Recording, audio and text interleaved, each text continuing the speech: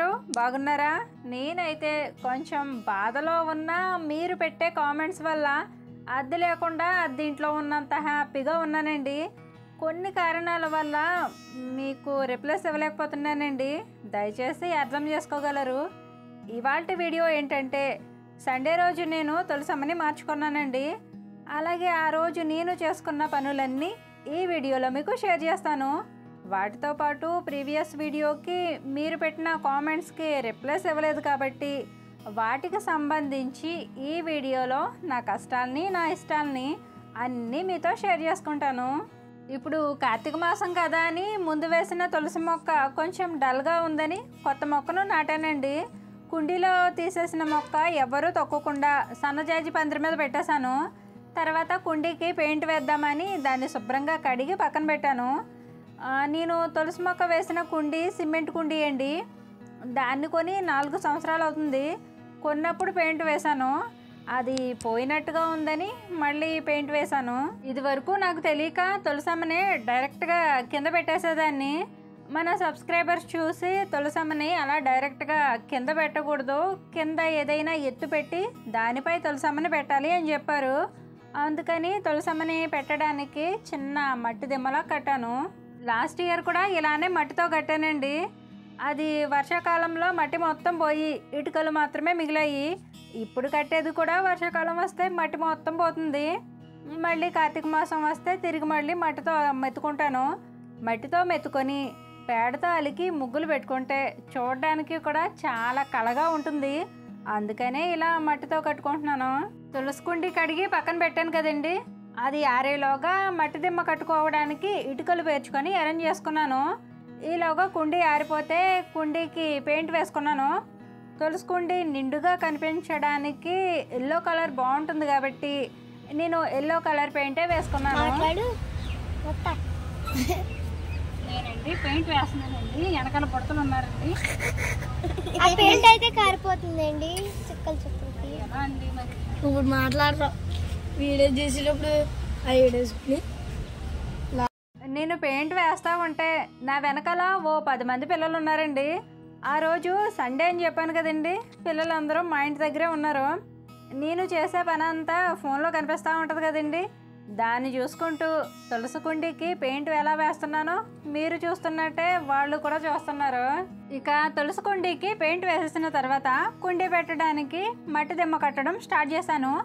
ఈ మట్టి దిమ్మ కట్టడానికి ఫస్ట్ నేలను సమానంగా చేసుకొని ఇటుకలు కూడా సమానంగా పేర్చుకొని 2 వరుసలు వచ్చేలాగా ఇటుకలు కనిపించకుండా పైన మట్టితో కవర్ చేసేసాను.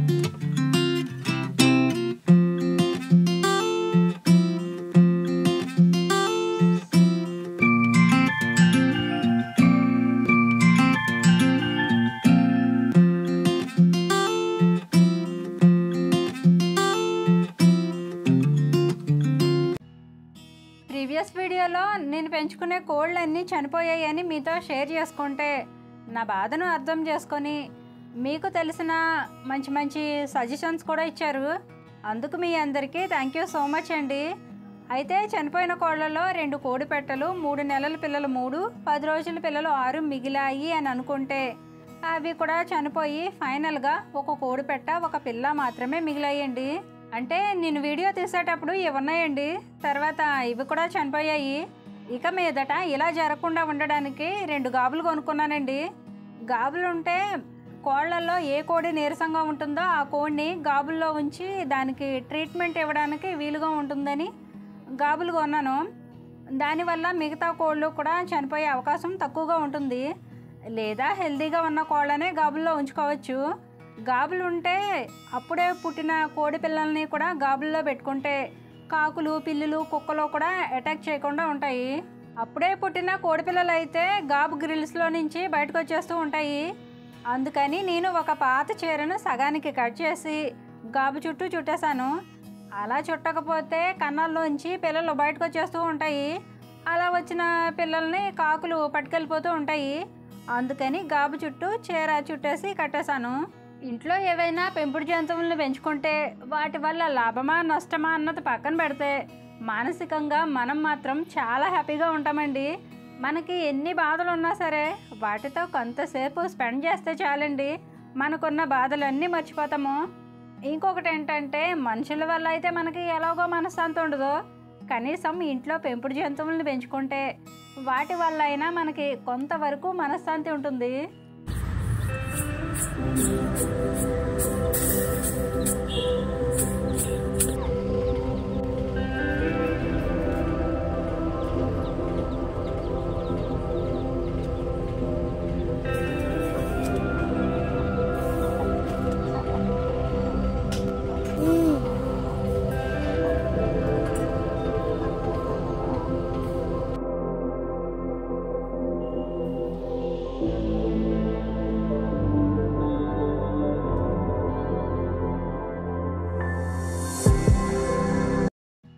ఓకేనండి, ఆ రోజు ఉదయాన్నే ఫస్ట్ తులసికుండీకి పెయింట్ వేసేసి తులసమ్మని పెట్టడానికి మట్టిదెమ్మను అలకాను.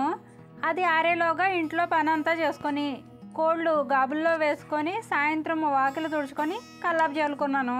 ప్రీవియస్ వీడియోలో నా ఫ్రెండ్ పద్మక్క వాళ్ళ అమ్మాయి ఎంగేజ్మెంట్కి వెళ్ళానని చెప్పాను కదండి. ఆ వీడియోలో నేను కనిపించినందుకు ఏదో సెలబ్రిటీ ఫేస్ రివీల్ చేసినంత హ్యాపీగా ఫీల్ అయ్యి కామెంట్స్ పెట్టారు. మీ కామెంట్స్ చదివాక నేను కూడా చాలా చాలా హ్యాపీగా ఫీల్ అయ్యానండి. ఆ కామెంట్స్ చదివాక ఏంటి నన్ను ఇంతగా అభిమానిస్తున్నారా అని కూడా అనిపించింది. అసలు అయితే ఆ రోజు నేను డ్రెస్సే కట్టుకుందాం అనుకున్నానండి. కానీ మన సబ్స్క్రైబర్స్ చాలామంది చాలాసార్లు శారీ కట్టుకొని ఒక్కసారైనా పూర్తిగా కనిపించమని అడిగారు.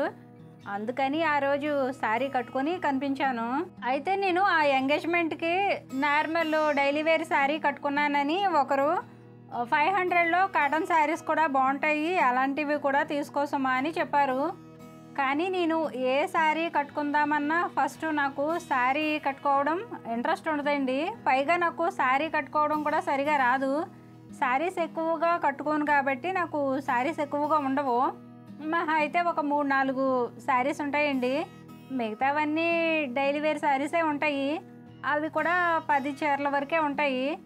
ఒకవేళ ఎప్పుడైనా తీసుకుంటే వరలక్ష్మి వ్రతానికి తీసుకుంటాను, అప్పుడు తప్పదు కాబట్టి.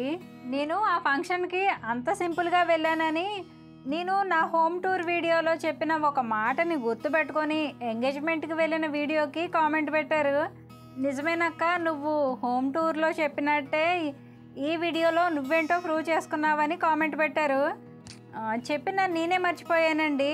అలాంటిది విని గుర్తుపెట్టుకొని నన్ను అర్థం చేసుకొని కామెంట్ పెట్టారు అంటే ఇంచుమించు మీరు కూడా నాలాగే ఆలోచిస్తారని నాకు అర్థమైంది. ఓకేనండి, మిగతా విషయాలు కూడా చెప్పబోయే ముందు ఇక్కడ నేనేం చేశానంటే వాకిలి తుడుచుకొని కల్లాపి వేసుకున్న తర్వాత వాకిట్లో వేసిన కల్లాపి కొంచెం తడి ఆరేలోగా తులసమ్మ దగ్గర ఎర్రమట్టితో అలికాను. వాకిలి ఆరిన తర్వాత ఇంటి ముందు మాత్రమే ముగ్గులు పెట్టుకొని పెరటి వైపు ముగ్గులు పెట్టకుండా వదిలేశాను. ఇటువైపు కూడా ముగ్గులు పెట్టేస్తే ఇది దారి కాబట్టి అటు ఇటు తిరుగుతూ ఉంటారు.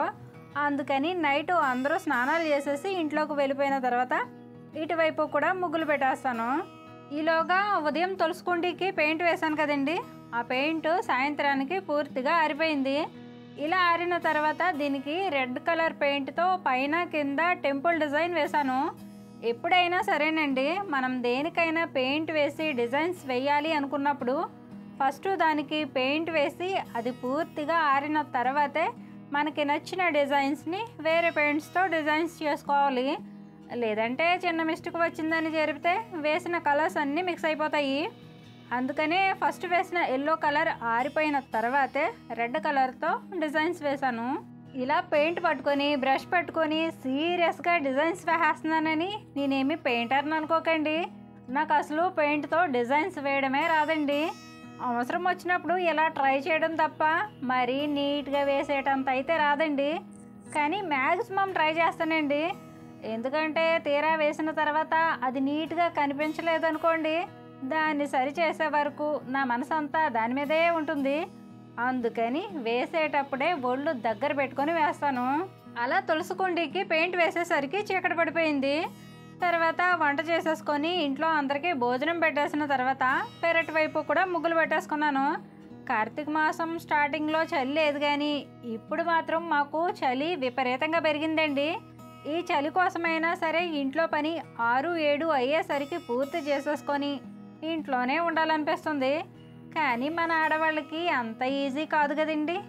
ఎండైనా వానైనా చలైనా ఉదయాన్నే లేవాల్సిందే, రాత్రి 10 అయ్యే వరకు ఏదో ఒక పని చేస్తూ ఉండాల్సిందే. అలా ఉదయాన్నే నిద్రలేచి తలస్నానం చేసి గుమ్మానికి పసుపు కుంకాలతో బొట్లు పెట్టి ముగ్గులు పెట్టుకున్నాను. తర్వాత మెట్లు కూడా కడిగేసుకొని మెట్లపై కూడా ముగ్గులు పెట్టుకున్నాను. నేను ఇంట్లో చేసుకునే పనుల్లో నాకు బాగా ఇష్టమైన పని ఇదేనండి. ఇలా గడపకి పసుపు కుంకాలతో ముగ్గులు పెట్టాలన్నా, వాకిట్లో అందమైన ముగ్గులు పెట్టుకోవాలన్నా, తులసమ్మ దగ్గర నిండుగా అలంకరించుకోవాలన్నా, దేవుణ్ణి రకరకాల పూలతో అలంకరించుకోవాలన్నా నాకు చాలా చాలా ఇష్టమండి. ఇలాంటి పనులు అయితే నేను చాలా ఇష్టంతో ఇంట్రెస్ట్తో చేస్తానండి. చిన్నప్పుడు మా అమ్మ వాకిట్లో ముగ్గు పెట్టమని చెప్తే వాకిలంతా నిండిపోయేలా ఏనుగు ముగ్గులని, పిల్లి ముగ్గులని, గులాబీ ముగ్గులని, గౌను ముగ్గులని రకరకాల ముగ్గులన్నీ పెట్టేసేదాన్ని. చాలామంది గడపలకి మెట్లకి పెయింట్స్ వేసుకొని ముగ్గులు పెట్టుకుంటూ ఉంటారు. కానీ నాకు అలా ఇష్టం ఉండదండి. ఎందుకంటే పెయింట్ వేసినవి అయితే ఎప్పుడు అదే లుక్తో అలానే కనిపిస్తాయి. అలా కాకుండా నార్మల్గానే ఉంచుకొని పండగలప్పుడు ఇలా వారాలప్పుడు మనకి నచ్చిన డిజైన్స్ని మనకి నచ్చినట్టుగా వేసుకుంటూ ఉండొచ్చు. ఒక్కొక్క రోజు ఒక్కొక్క లుక్తో కనిపిస్తుంది. అలా డిఫరెంట్గా ముగ్గులు పెట్టుకొని అలంకరించుకోవడం వల్ల అవి చూసిన ప్రతిసారి మన మైండ్కి కూడా రిలాక్స్గా ఉంటుంది. ఇలా గడపకి మెట్లకి ముగ్గులు పెట్టేసుకున్న తర్వాత ముందు రోజు పెయింట్ వేసుకున్న తులసి కుండీని తిరిగి మళ్ళీ తులసమ్మను పెట్టుకునే ప్లేస్లో పెట్టేసుకున్నాను. తులసి కుండీ పెట్టడానికి ముందు రోజు మట్టి దిమ్మం ఎత్తాను కదండి, అది కూడా పూర్తిగా ఆరిపోయింది. అది ఆరిన తర్వాత దాని మీద తులసి కుండీ పెట్టుకొని మట్టి వేసుకొని తులసి మొక్కను నాటుకున్నాను. తులసి కుండీకి పైన కింద టెంపుల్ డిజైన్ వేసుకొని మధ్యలో కూడా చిన్న డిజైన్ వేసి వైట్ కలర్ పెయింట్తో బొట్లు పెట్టి సింపుల్గా డిజైన్ చేసుకున్నానండి. ఇక తులసమ్మని నాటుకున్న తర్వాత మళ్ళీ ఒకసారి ఎర్ర మట్టితో తులసమ్మ దగ్గర అలికేసుకొని ముగ్గులు పెట్టుకున్నాను. పేడతో అలికి ముగ్గులు పెట్టుకున్న దానికంటే ఎర్రమట్టితో అలికి పెట్టిన ముగ్గులు చూడడానికి చాలా అందంగా కనిపిస్తాయండి. అందుకని నేను తులసమ్మ దగ్గర ఎర్రమట్టితో అలికి ముగ్గులు పెట్టుకున్నాను. ఇంతకీ కుండీలో వేసిన తులసి మొక్క ఎక్కడితో మీకు చెప్పలేదు కదండి. ఆ తులసి మొక్క పద్మక్క వాళ్ళ ఎంగేజ్మెంట్కి వెళ్తే వాళ్ళు తులసి నోము చేసుకొని రిటర్న్ గిఫ్ట్గా తులసి మొక్కనిచ్చారు కదండి. ఆ మొక్కనే నేను కుండీలో వేసుకున్నాను. ఇది నాకు మా పద్మకి ఇచ్చిన స్వీట్ మెమరీగా కూడా ఉంటుందని ఈ మొక్కను నాటుకున్నాను. అలా తులసమ్మని నాటుకొని తులసమ్మ దగ్గర గోవిందనామాలతో ముగ్గులు పెట్టుకొని రాత్రి రోజులు కూడా శుభ్రంగా కడిగి వాటికి కూడా పసుపు కుంకాలతో బొట్లు పెట్టి అలంకరించుకున్నాను.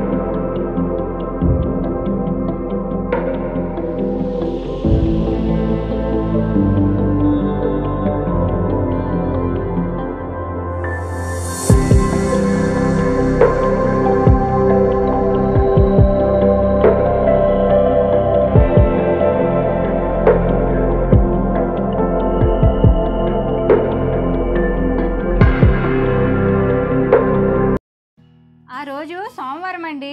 ప్రతి సోమవారం మా ఇంట్లో ఎలా ఉంటుందో ఆల్రెడీ మీకు షేర్ చేశాను.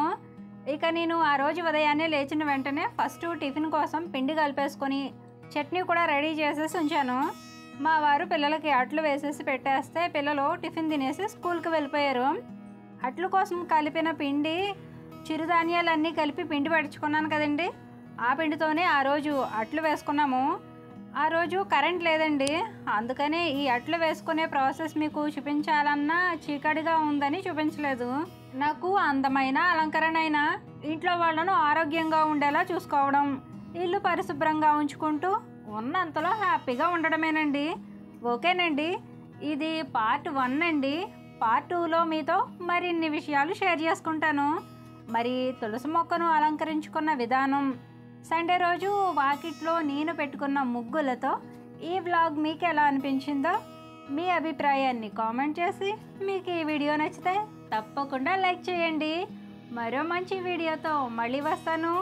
ఉంటానండి. నమస్తే.